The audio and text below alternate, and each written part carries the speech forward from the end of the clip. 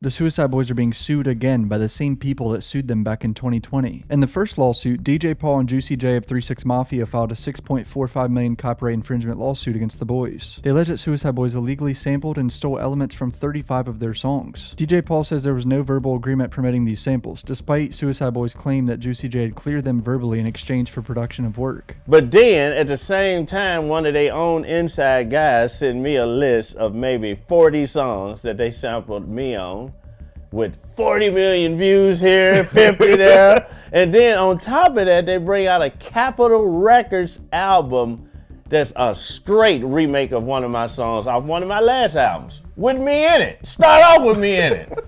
Capitol Records, now that came out like a couple of months ago. I ain't got a phone call. I did get a phone call from somebody saying, hey, we're gonna reach out to you and we're gonna clear some samples through y'all. Is that cool? And I'm like, yeah, of course, I love Suicide Boys, let's do it. I never got that call back, but the album came out with them samples in it.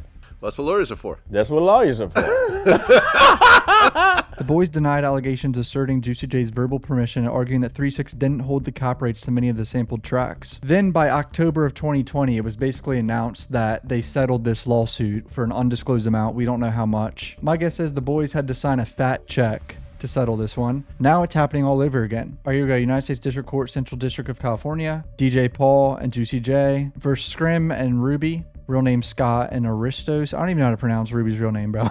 And Ramirez, who is another person that is signed to G59, the record label. Plaintiffs are founding members of internationally renowned hip-hop group 3 6 Mafia, creating music together since '91 in Memphis. They've released 10 studio albums, have sold millions of copies worldwide. They are known particularly for their horror-themed sound and dark imagery, especially in their earlier works. Suicide Boys have illegally sampled and stolen from at least 36 of Plaintiff's original songs, in some cases using Plaintiff's original song titles as their own. This is on top of the more than 35 songs that Plaintiffs already sued the boys for, stealing approximately 4 years ago. That's what they're saying, like around 70 songs or whatever. The Suicide Boys and their co-defendants, including their labels and other artists on their labels such as defendant Ivan Ramirez, have made millions from these repeated willful infringements and have appeared in top 10 albums on Billboard 200 and songs with many millions of streams online. To be clear, Suicide Boys and Ramirez are not sampling and copying Plaintiff's copyright material for any new or transformative purposes. Lie number one. That's horseshit. Scrim uses a lot of background samples with 3 6 Mafia songs. It's usually pitched down, very distorted, repeating over and over. And the 3 6 samples are not the highlights of the song or anything important really in the songs at all. It's the boys' verses and their own flow and everything else. But do I think the Suicide Boys are gonna have to settle? Probably. But let's keep reading. Rather, they are doing so to trade off and profit from 3 6 Mafia's original authentic sound and hard-earned success in the hip-hop industry. They're twisting this in such a bad way. This is much clearer from, for example, the Suicide Boys' repeated and brazen use of Plaintiff's original song titles as their own, and the Suicide Boys' further misappropriation of Plaintiff's artistic and cultural identities, such as by copying their appearances with dreadlocks, tattoos, and baggy clothing. This lawyer is trying to say that Juicy J and DJ Paul own dreadlocks, tattoos, and baggy clothing. He's saying they're copying their appearances, not owning it. That is yet another load of horse shit. Caroline and Capital Music Group distributes Suicide Boys music, run by Chairman and CEO Steve Barnett from 2012 to 2021. Barnett previously oversaw 3 6 Mafia when they released music with Columbia Records. The Suicide Boys public statement found the 2020 lawsuit. They looked forward to a mutually beneficial relationship with DJ Paul and Juicy J in the future. We all know that's not happening. I mean, Ruby is putting song lyrics saying, basically shitting on Juicy J for wanting money from him. That's someone on Suicide Boys team being nice. Were empty words. In reality, the Suicide Boys and their collaborators like Ramirez were continuing to willfully steal from plaintiffs without any license from plaintiffs or others. In 2024, plaintiffs discovered that Suicide Boys were back to their old ways, stealing songs from plaintiffs that were unquestionably not licensed under the terms of the party settlement agreement. In 2024, plaintiffs all discovered additional infringements that were not raised in 2020 lawsuit. So more songs they're saying came out, and then they found older songs too, I guess, that they didn't realize. Fuck, man, this is also sketchy. Like, if I was the boys, I'd also would have been scared of this happening at some point again. As much as I love Suicide Boys, I do think they're gonna have to settle, but I hate the way this lawyer worded the whole baggy clothing, tattoos, and dreadlock. That's so stupid. I really hate the way this lawyer worded a lot of this. That it's not transformative. Come on, we all know it's transformative. There's a reason why the Suicide Boys are so big. People love them specifically, not the samples in the background of their songs, but okay. Plaintiffs made numerous attempts to resolve this matter short of litigation, but such efforts were unsuccessful due to the Suicide Boys' unwillingness to cooperate or accept responsibility for their blatant, repeated infringement of plaintiffs' copyrights. Old habits die hard.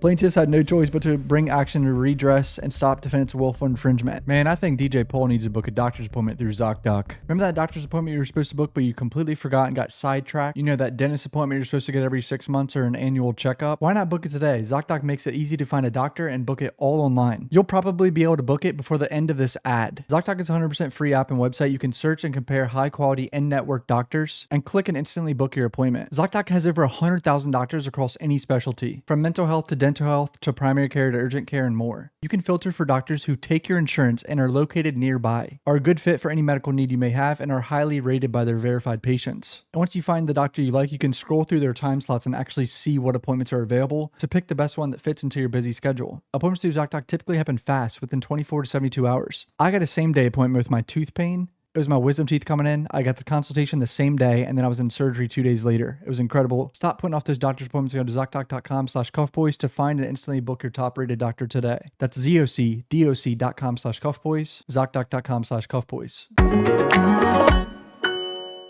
The list of 36 songs that they allegedly stole from. Scrim was introduced to 3 6 Mafia by his uncle at age 8. He became obsessed. In the more 10 years since Suicide Boys formed, Scrim and Ruby have made a career stealing and profiting from plaintiffs' copyrighted material. Suicide Boys have illegally sampled and stolen from at least 36 of plaintiffs' original songs. Defendants are not sampling and copying plaintiffs' copyrighted material for any new or transformative purposes. Rather, they are doing so to trade off and profit from 3 6 Mafia's original sound and hard-earned success in the hip-hop industry. Further misappropriation of plaintiffs' artistic and cultural identities by copying their appearances with dreadlocks, tattoos, and baggy clothing.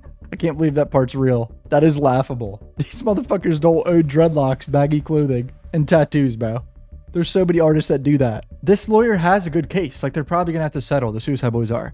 But adding in shit like this just makes me think he's, like, forcing it, and it's stupid. So here's where things get interesting. 3 6 Mafia's clear influence on the Suicide Boys. The Suicide Boys have sought to collaborate with, and did in fact for a brief time collaborate with Plaintiff Houston, who is Juicy J. Before Plaintiff Houston discovered the Suicide Boys were using Plaintiff's copyrighted works without proper licensing. After learning of defense infringement, however, Plaintiff Houston promptly stopped collaborating with Suicide Boys.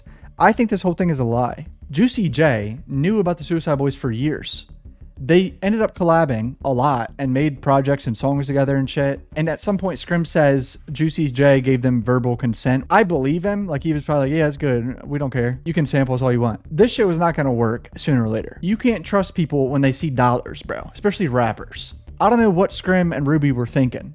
These are rappers from the 90s. They probably don't got that much money no more. Let's be honest. They see these two white boys from Louisiana popping, making millions a year. They're gonna come for your ass, bro. I think this whole paragraph is a lie though, because Juicy J was well aware of their songs. I'm pretty sure he said he listened to them and like fuck with them and shit. Why else would he collab with them and do work with them if he didn't know their previous music? Defendant's copying of plaintiff's work is substantial such then an average audience would recognize, and in fact has recognized the appropriation. Oh god. Oh my god. Wikipedia page notes.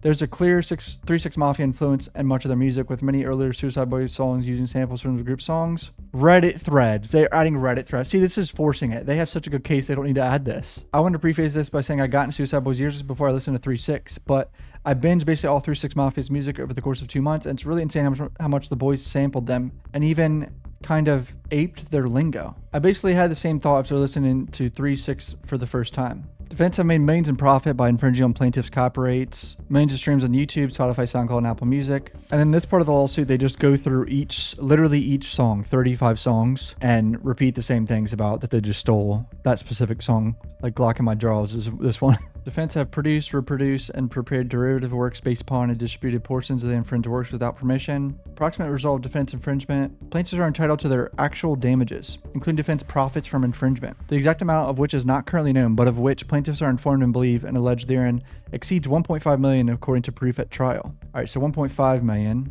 Plaintiffs are entitled to recover up to $150K in statutory damages for each of the over 36 musical compositions and sound recordings infringed, exceeds $5.4 million according to proof at trial. So they're asking for $6.9 million around there, but it obviously could be way more if they find out how much they made, I guess. Entitled to recover attorney's fees, demand for a jury trial, there we go. Do I love the Suicide Boys? Yes. Do I think their work is transformative? Of course. That's horseshit. They didn't steal dreads, tattoos, and baggy clothing. The one counter I would have to this is the Suicide Boys have tons of songs that don't sample them, that have millions and millions and millions of views and streams. To say that they're completely relying on sampling 3 6 Mafia and like profiting off 3 6 Mafia's clout is kind of ridiculous. Because once again, I'll say the samples, sometimes you can't even recognize who it is. It's like pitched down and cut up and repeated over and over. But the boys are gonna have to settle, if I were to guess. I mean, they already settled once. It's they're gonna do it again, probably. They make enough money to settle. They're probably gonna have to write a 7-figure check. I still think Juicy J is kind of a bitch for doing this though, because he was friends with them at some point and acknowledged their work and then switched on them suddenly for money. That's exactly what happened. Did the boys do any wrong? Of course, they probably shouldn't have sampled all these songs because it's risky, and they probably shouldn't continue doing it. I mean, I don't know if they're releasing anything on the new album that has this shit, but I would stop if I were them because they're gonna have to write a 7-figure check. So